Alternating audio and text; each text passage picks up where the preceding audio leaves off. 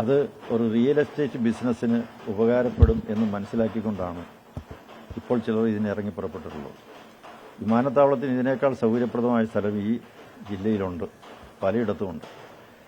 അതേക്കുറിച്ച് സർവേ നടത്താൻ എന്തുകൊണ്ട് ശ്രമിക്കുന്നില്ല? അവിടെ പോയി ഡ്രോൺ സർവേ നടത്താത്തത് എന്താണ്? പക്ഷേ ഈ ആറന്മുള പാടശേഖരം അവിടെ മണ്ണിട്ട് നികത്താൻ പാടില്ല. അതിന് പല കാരണങ്ങൾ പറഞ്ഞിട്ടുണ്ട്. ഒന്ന്, 2008 തണ്ണീർത്തട നെൽവയൽ സംരക്ഷണ നിയമത്തിന്റെ ലംഘനമാണ്.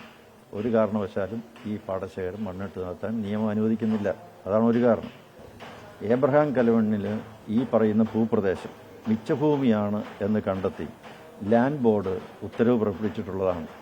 ആ ഉത്തരവിനെതിരെ ഇപ്പോഴും കോടതി കേസ് നടന്നുകൊണ്ടിരിക്കുക.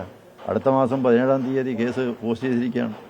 അപ്പോൾ ആ കേസ് നിലവിലിരിക്കെ ഇവിടെ എന്ത് ഡ്രോൺ കൊണ്ട് എന്ത് പരിശോധന നടത്തിയിട്ട് എന്ത് കാര്യം?